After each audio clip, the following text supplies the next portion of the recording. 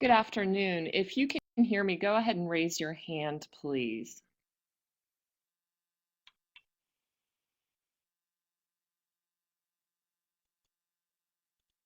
All right, perfect. It seems as if our sound is working very well. If at some reason during the course of the webinar you lose sound, you might need to log out and log back in. So welcome to everyone that's here. It seems like we have an entire contingent of you from Texas, so maybe Kristyn and I should have just flown down to Texas today instead of being in Pennsylvania and Michigan respectively. But we're going to go ahead and get started with project-based learning and Edmodo, and we're going to take just a moment to introduce ourselves. So my name is Dayna Laur, and I am one of the national faculty members for the Buck Institute for Education.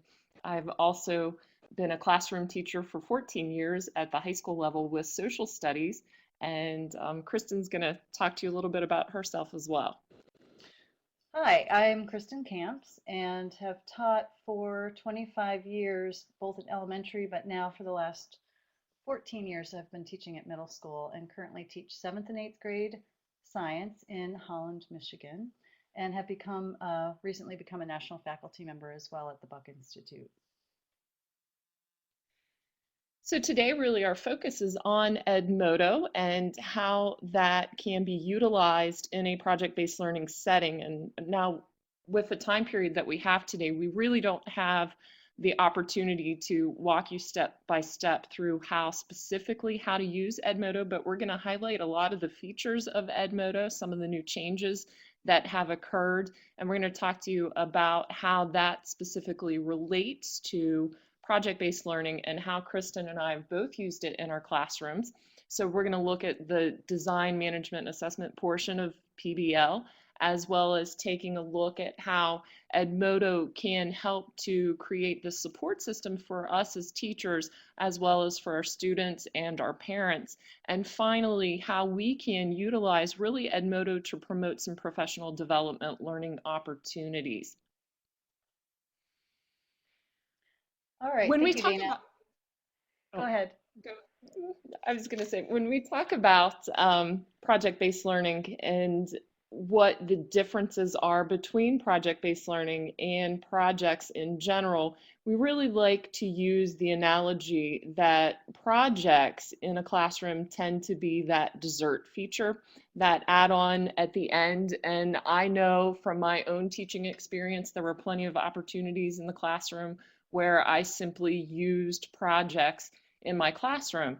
And when we talk about project-based learning, what we're doing is really implementing something fully into our units so that the focus becomes the project and the learning that surrounds that project. It becomes the main course of what we're doing.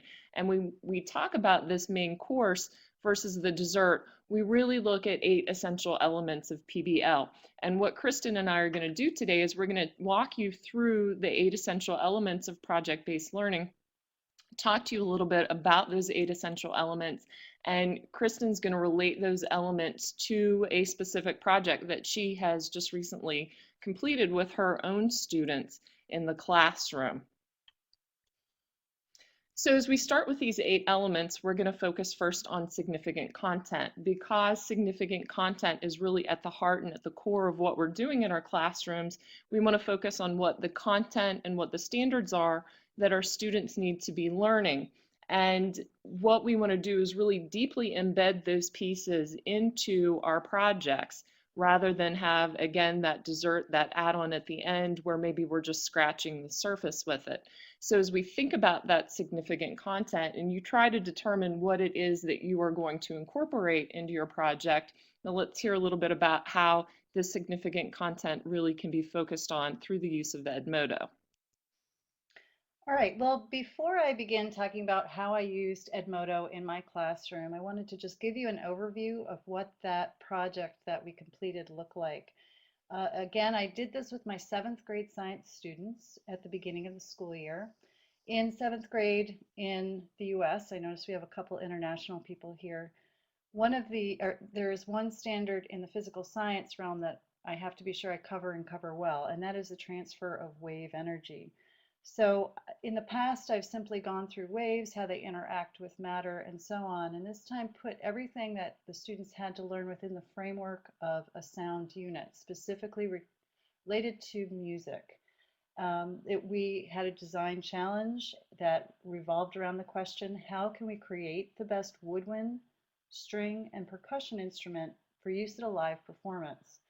The project took about 4 weeks of class time, and I meet with my students once a day for about 45-minute class periods, just to give you a sense of time-wise what that looked like. But Edmodo became the hub of all of the activity throughout the unit. So as we go forward, I'll show you how that looked. But in terms of significant content, as Dayna said, it is so very important that whatever we're doing in terms of project-based learning, that there is real substance to what students are doing and that they are not simply doing material for the sake of doing the material.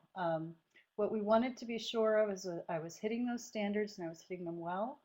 I used tags, and you'll notice on the left-hand side of your screen, there's a picture of those, as well as links in the library feature of Edmodo to organize resources for students so that they could find those easily. Students in the new version of Edmodo also have backpacks that they can add their own materials to. So as students were doing some of their own research to try to answer that driving question about creating an instrument, as they found things that they felt were helpful, they could put those links right into their backpack, and that helped them organize hugely. The last thing that I used were links and then the assignment feature. And because there was a framing of this idea of creating an instrument that students would have to be able to amplify without the help of any kind of electronic device and change octave, every time that we did any kind of a lesson on wave energy, the last question was always, and how does that information help us improve our instrument? And so we were using the assignment feature on Edmodo to give feedback for them to check in so that I knew exactly what they were thinking and how they were progressing. It was very easy that way to manage all of the papers and things that traditionally I'd have to carry around in folders. So as we move on to the 21st century skills piece, this really goes hand in hand with our significant content, because it doesn't matter how well our students are able to memorize the significant content if we're not really getting them to think critically about that content. Then we really need to ask ourselves the question, what have they learned? So these 21st century skills that include that critical thinking piece, that include being able to collaborate and share that significant content and the learning that's happening behind that, are very, very important in this piece, as well as being able to communicate their ideas effectively. So those are our big C's with 21st century skills, and Edmodo certainly is able to enhance the capabilities for students to think critically, to communicate, as well as collaborate. It was fabulous because in Edmodo, especially in middle school, the way that our school is set up, and I think many middle schools across the country are this way, students are assigned to a specific class hour. And by using Edmodo, I was able to create small groups that were not locked into a community of students within that class hour. Students who were assigned to stringed instruments were in a smaller group that I could create through Edmodo, and anyone, regardless of the class hour, was able to then go in and talk as a community of just stringed instrument creators, providing feedback, asking questions, brainstorming, troubleshooting together. And it made it so much easier because they were not restrained by the hour that I saw them during the day. They loved it too because that meant that they could communicate and interact with students who were friends that were not in their class. I also, if you notice on the screen, right below the picture that shows Olivia's plan for her instrument, a gentleman, Mr. Strickwerda, who was an expert in that area, he also was able to join in the conversation. He didn't have to be live. It was something that he could check in at night, somebody that knew about that type of instrument, and then became part of our learning process. I did just to give you a sense of how this looked before we began the project, we did spend some time in class, and I would encourage you to consider that. Understanding what kind and specific feedback means, because especially in middle school, if you have students post things for feedback, a lot of times you get the, oh, that's great, or that's terrific, or whatever, very general comments. So we did spend some time identifying what helpful, specific, and kind feedback would look like.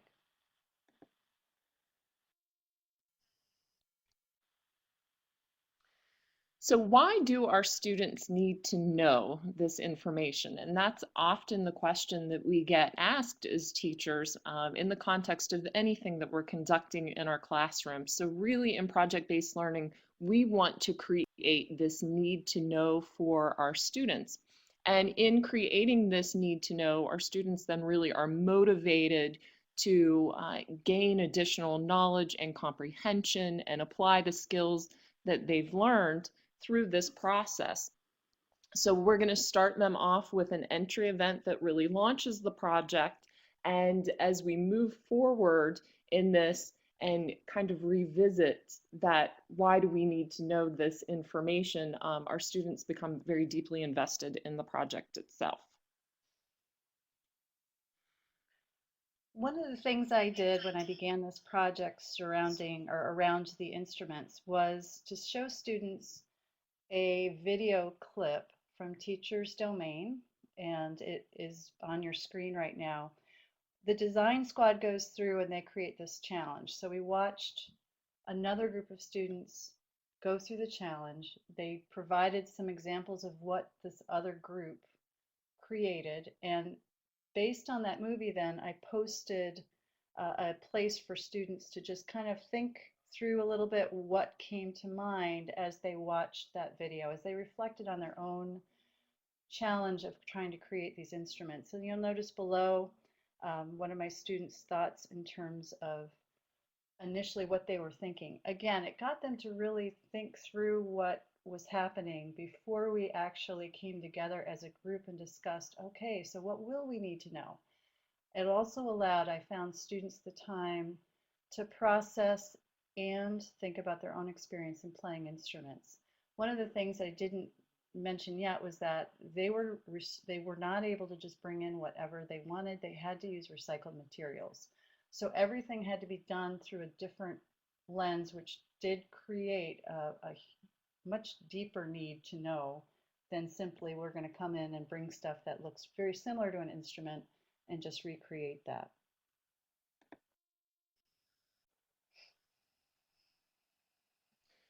So our driving question is really what is going to focus our project work. And what we have for our students is a very open-ended question that allows the students really to know what the meaning is behind this project, where they are going, what is the issue that they are investigating, and challenges them. So we want it to be open-ended enough so that it's not something that you can just Google and look up the answer to, because in the world in which we live today with our computers in our pockets, we don't need to be able to do that kind of work any longer. We need to have something much more open-ended for our students to challenge them as they apply the significant content and really dig deeply into that content. So what you see on the screen here is the students beginning to think through this idea, how they are going to, and you'll see the driving question right below where it says me to HC's Got Talent, based on the ideas generated. So they got the opportunity to reflect on their own. They recorded that in Edmodo. Then they got into smaller groups to begin brainstorming, and they had to be able to create an instrument that played a full octave if it was a woodwind or a string. If it was percussion, it had to be able to create two different, very different notes or sounds that would come off of that, as well as be amplified naturally. So that led them into discussing what they might do with that. And I'll tell you, the discussions that came out of that were incredibly rich and motivated. The kids wanted to be able to figure out how to solve this problem. And as Dayna said, that's really the key of a good driving question. It's what is going to get the kids excited about the project, engaged in the learning process, and then really drives the lessons as a teacher when I go forward. It's based on what they need to know and um, taking those things and seeing what they're producing in class and using that as a formative assessment to further their understanding of the topic.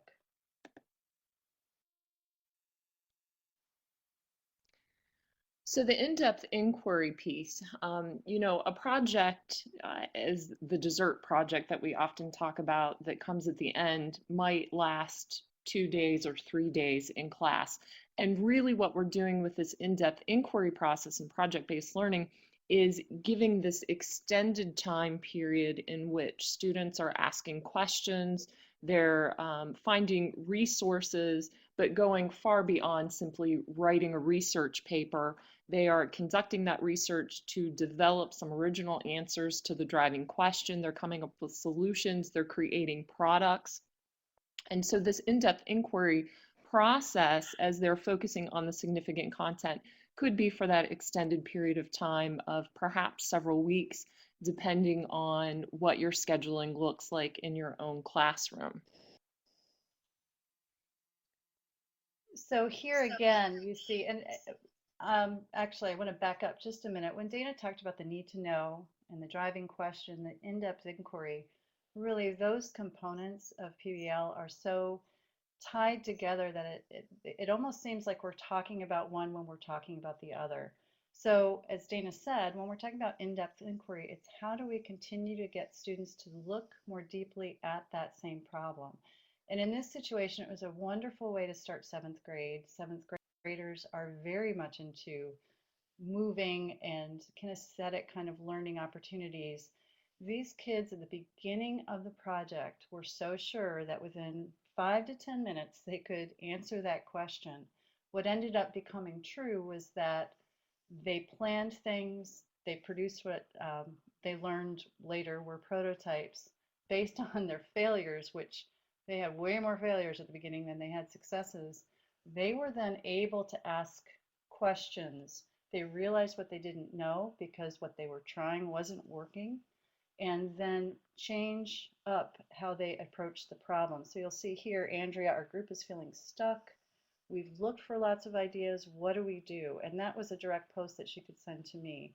Understand that in Edmodo, students cannot send direct posts to one another. They can only send direct posts to teachers. That's usually something that, excuse me, I'm asked when I go and do trainings. So that is not a problem when you see this direct post coming to me. It's not that students can message back and forth to one another. So again, providing a driving question that is motivating enough that students are doing lots of research. And as Dayna said, I happen to teach in a one-to-one laptop school. All of my students have access to technology 24 hours a day if they have internet at home. They can Google the answer to pretty much anything. It's now, can they take that information and can they apply it? And through this project, they were able to do that. So oftentimes in life, we're not given very many choices, and we know that in our own classrooms that we find our students when they're faced with a lack of choice, that often they are faced with having a lack of motivation to complete tasks that we require of them. So in project-based learning, we really want to be able to promote voice and choice. And certainly that voice and choice can look different depending on the grade level and the course that you teach, and what kind of a PBL culture you've really created within your own classroom or maybe in your school. But we want students to be able to make some choices about how they're conducting their work, what kind of products perhaps they're creating, and allowing them that buy-in experience because they have been able to make some of those choices throughout the project process. In Edmodo, there is a lovely tool that you can use. It's called a poll. And if you've used Edmodo before, maybe you've tried this out. But as Dayna's saying, it really is important for students to have some kind of idea of why. Our students are so discerning these days. They don't just sit and listen and complete assignments because we tell them. If your students do, then that's awesome, but mine don't. They really are discerning. And so I try to help them create or have some way that they can feel connected to what it is we're doing. So one thing here, they were able to give some feedback as students. There were 3 different times that students would get up and they would perform using their instrument to get feedback from peers. What you can't see here is that we actually had on paper a rubric for them to be looking at that spelled out what exactly the instrument had to do. So now what you see on your screen when it says best fulfilled the requirements, those were very specific requirements that students knew had to happen. And so through that, they were able to give some feedback to people, not only through polling, but also through some posts to that smaller group. So a group would get up, they would perform, students would give them some feedback, and then give them some written feedback that guided then what the students would go back and try. That was one way that they could interact with one another and have some voice and choice about what was going on. Also, though more specific to voice and choice, the nice thing about having small groups within the larger group with the stringed instruments, again, they could choose who they were, ultimately who was in their group, and it didn't have to be somebody in their class hour. If I was working with somebody from fifth hour and a stringed instrument, the two of us could be collaborating even though we might not have shared a class hour. And I did later on have students posting videos that they had created so that they could share with each other even if they weren't in the same classroom. Again, it really helped them be motivated because they were not constrained to the group that I created. If you're an English teacher, you're probably pretty good at incorporating revision and reflection in your classroom. And I know that oftentimes in our own practice, sometimes revision and reflection, according to what we're teaching, ends up being a sticky note on our lesson plans to review the next year. And what we want to do in project-based learning is push our students to not only give feedback, but to learn how to accept feedback to improve on the quality of their work. We want them to think about what they are learning, how they can improve upon their end product as they answer that driving question. So here, what you see again, I don't, in my situation, I have 106 different seventh graders, and then I have another class of eighth graders.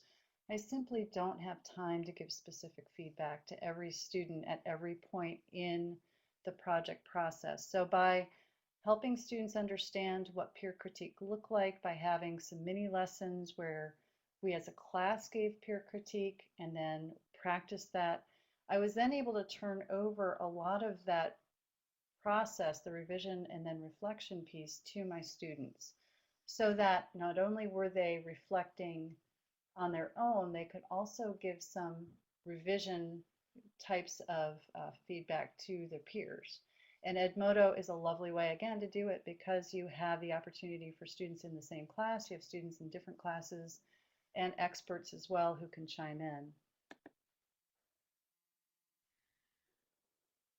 What we find typically is that many teachers will start to incorporate the 7 elements that we just talked about, but then they fall short with the public audience piece. And the public audience piece is so important because we want students to really have meaning behind their work. So rather than just presenting to you or to their classmates, how can we go beyond that so that our students truly have community experts, online audiences in order to view their work so that in the end their work is something that is truly professional because they have put the time and the effort into it because they are well aware that their work will be seen by more than just the students in the classroom as well as you, the teacher. The problem that some of you who are middle school, high school teachers out there may find is that it can be really tough to call a public audience into school simply because the schedule at school doesn't allow it. Our schedule this year happens to be extremely tight and there's not a lot of wiggle room. So what I ended up deciding to do in order to bring that public audience into my classroom was taking all of the students, and you'll see at the top of the screen, there were 3 different folders. All of the percussion instruments were presented in, or you would find presentations within that folder and so on. And you see down at the bottom of your screen, their presentations weren't necessarily long. It was a keynote that got exported as a QuickTime and then uploaded into Edmodo. But in that, it just told what they had created and how they were able to change the pitch. They needed to be able to describe that as well as, and then in the, what you can't see, unfortunately, is that these young ladies then present their instruments. So there's a live movie that plays, there's a movie that plays, and it shows them changing the notes, but also explains how they were able to amplify the sound. And if those are things that typically I used to have them write an essay on, but how much more powerful is it when they're demonstrating? Now, because Edmodo has a feature where you can share a join code, and we'll get to that in a little bit, with anyone. I could give that join code out, and actually we have schools, 2 different middle schools and then an elementary school in Michigan. So over 200 to 300 students who are watching these videos and grading my students based on their rubrics that they were given. So they can watch it, they can share it. We're getting feedback from around the state, and that was my way of providing a public audience without having to bring them into the classroom. But Edmodo allowed for all of those things to be a very easy way to get feedback and for the public audience to be part of the project.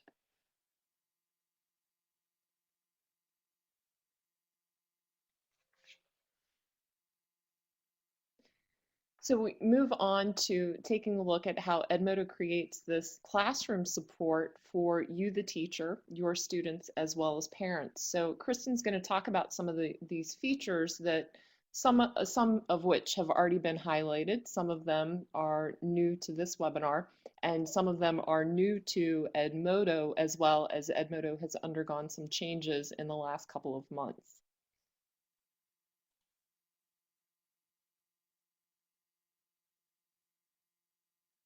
Okay, with PBL, one of the things that we want to make clear, and you'll see this as we go through some of the tools that Edmodo provides, is within PBL there is absolutely room for using those traditional teaching tools.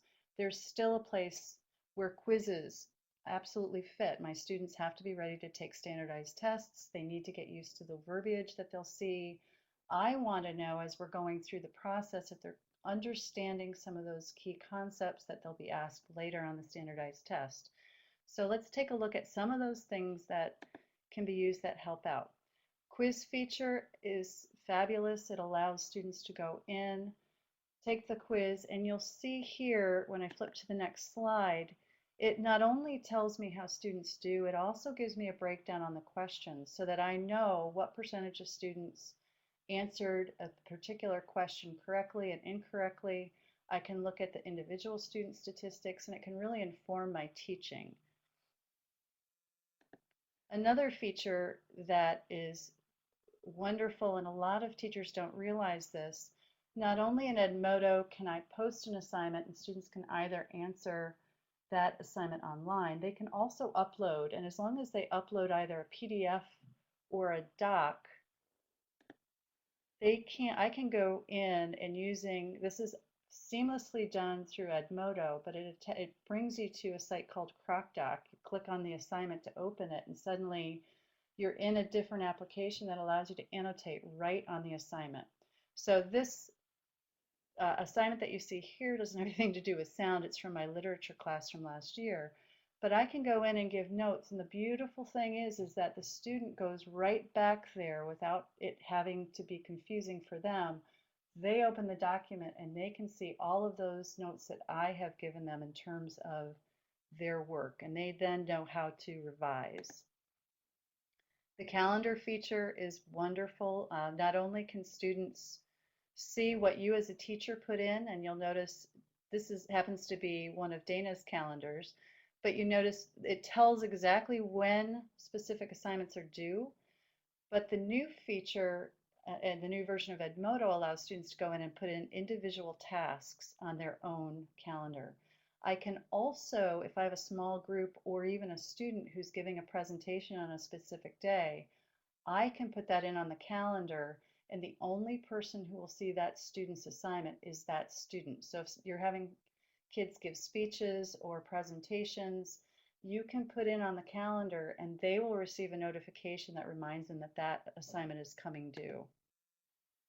Another really nice feature of Edmodo, not only for parents does it look like Facebook, and so parents can intuitively find their way around, but each student gets their own code. And you'll notice on this screen right below where it says Andrea, access student, change password, parent code. Every student has their own code that goes to their parents. Their parents can then go in and all they can see is anything related to their child. So they can go in and they can check the grades. They can go in and see anything that as a teacher you post to the parent group, not what you're posting to students and not what students are posting to each other. But this is also a really great way to involve students in the classroom. If you want to share things with them, you can post those things to the parents. They can be part of your public audience to whatever degree you choose.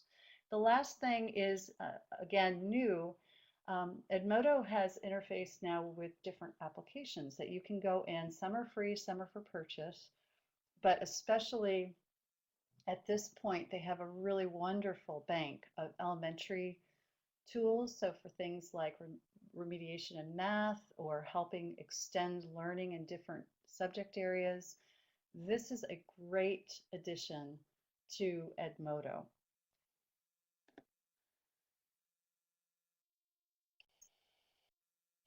And the last thing that we want to focus on here is really moving Edmodo outside of your classroom, but utilizing it within the context of your school to help with professional development. So that could be school-wide, it could be in smaller learning communities, it could also be within your own department, or even across different districts. So Edmodo has been something that we here at BIE have been utilizing a lot. And there are some different things that you can incorporate within your own library, because not only are you able to share things with students, but you can now create groups for professional development, and you can share resources within your library, whether it be actual documents that you are uploading or perhaps different links to websites that you want to share and perhaps continue a further discussion on Edmodo. In Edmodo, there are just a multitude of different communities that you can join, and PBL is not an exception. So within our PBL community, we have a little over 15,000 followers currently, and these individuals are sharing resources on project-based learning. They're asking for feedback so that they can revise some of their own work.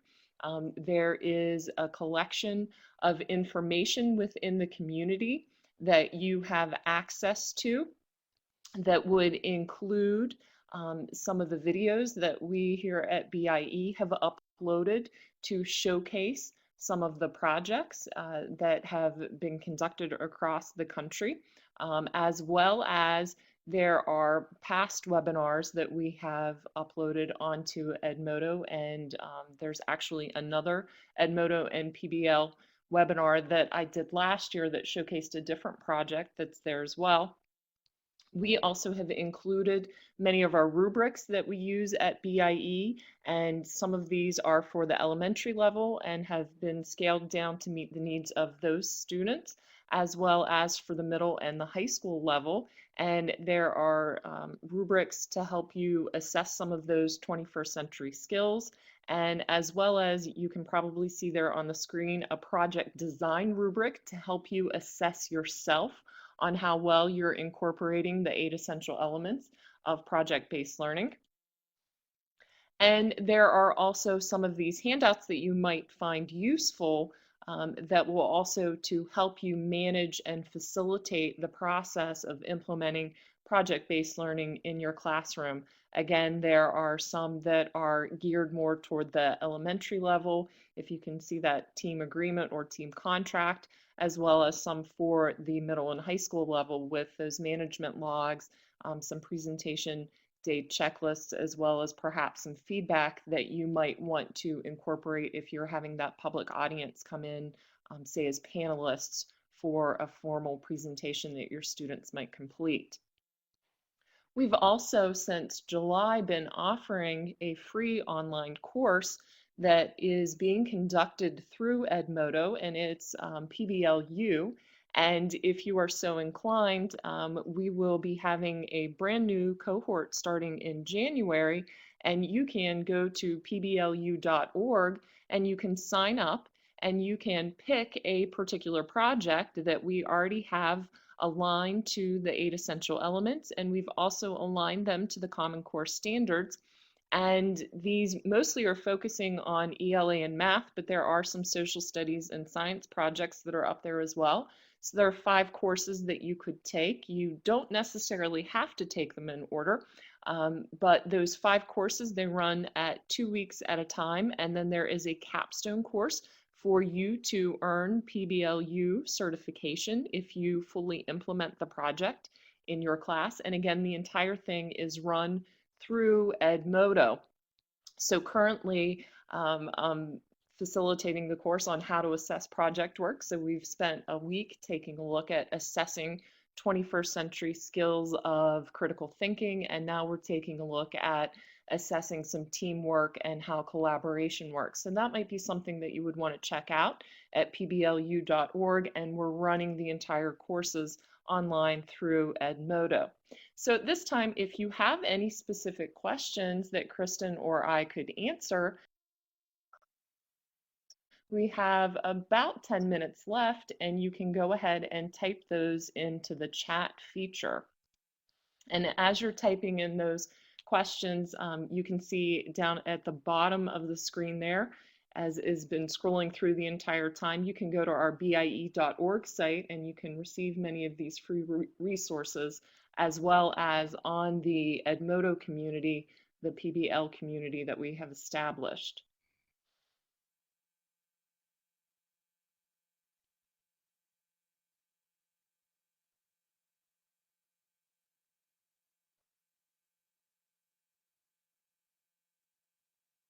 So I know it takes a moment sometimes for the typing to occur, for the questions to come in.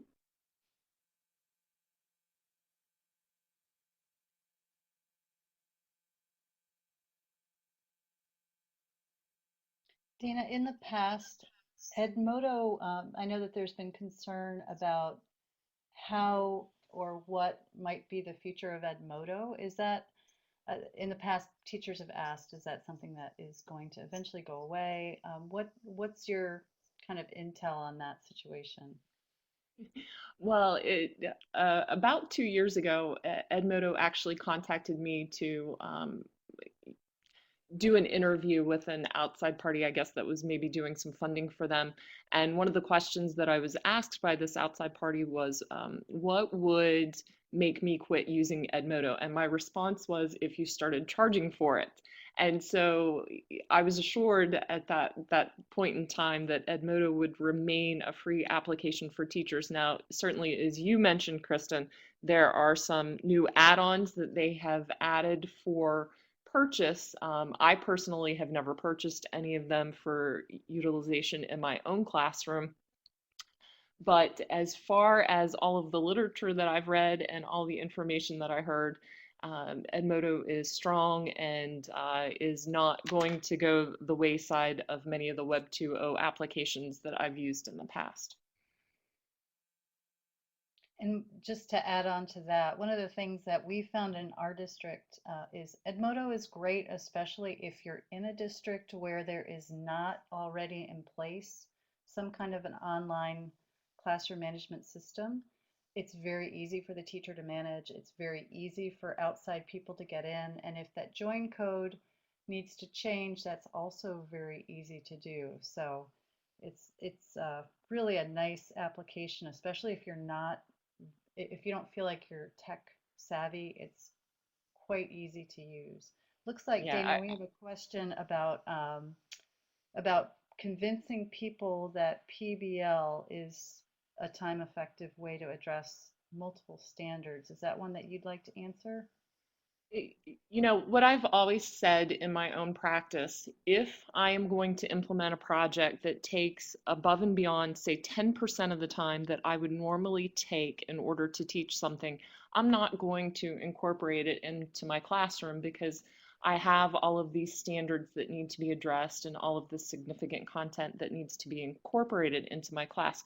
But what I have done is I've shifted my own practice in the last couple of years to, instead of teaching separate lessons in a unit where I might have 15 different lessons in a unit that may take between 1 and 3 days a piece, depending on what it is, I've now created PBL as the heart of my unit so that everything that I am incorporating throughout the course of that unit is feeding into the project. So whether it might be a piece of direct instruction that I need to do, a simulation that occurs, a debate that my students conduct, all of those things might be scaffolded into the support for the greater context of that driving question that my students are answering.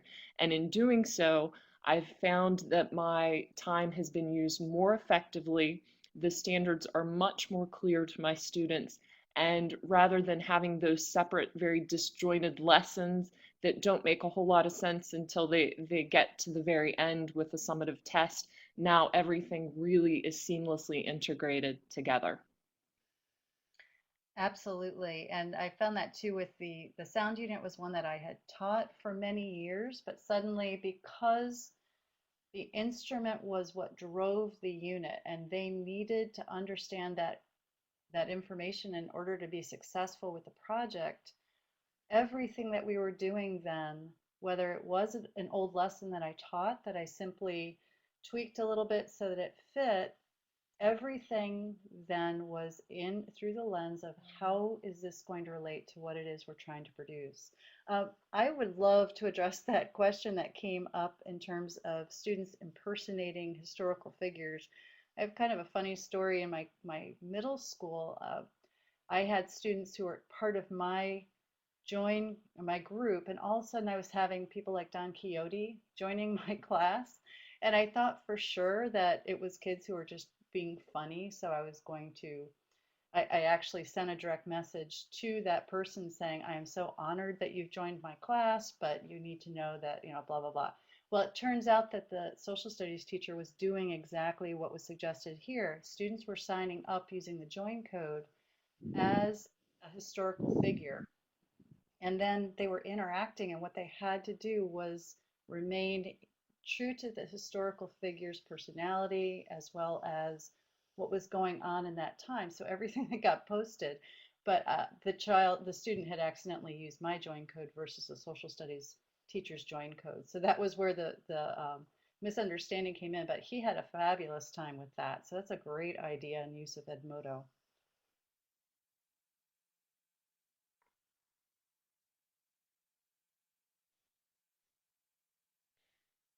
So we're in the waning moments here of the webinar, and maybe you guys are just a quiet group. Let's see, we do have another question here. Dealing with parents who don't understand the new way of project assessment. You know, one of the courses that I have taught for a number of years is an advanced placement course, and you would think that that would be the type of course where I would get the most pushback because AP courses tend to be extremely traditional in nature and very content driven, as in memorize this content and regurgitate it so that you can get a 4 or 5 on the AP exam. And I have not had a single parent complaint. If anything, those parents get more involved. They want to download my podcasts that I have uploaded into my library, and they have dinner time conversations around, my 8 to 10 minute podcast for my students. So I've not had really any pushback from the parents. And when the parents see how engaged the students are in this rigorous extended learning process, and coming home and discussing it and what they're learning and how proud they are when they have these final presentations and they have this audience in which they are showing this very professional work that they've done, I've not had the pushback from any of my parents. Well, thank you so much from the Thomas Jefferson Institute. We appreciate it. On that note, we've reached 3:45, and just to very quickly reiterate, we have our BIE.org site, and we will be archiving this webinar, and it will be uploaded later if you want to go back and you want to review anything.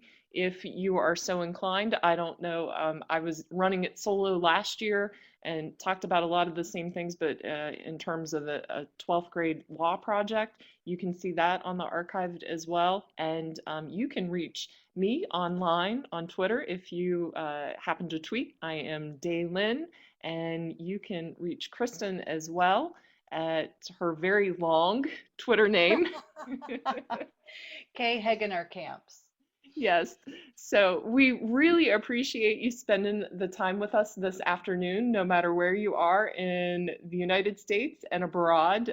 It was great to have so many international participants because really Edmodo works very well no matter where you are in the world, and you can actually do some translations into other languages through Edmodo, which was not something that we did mention.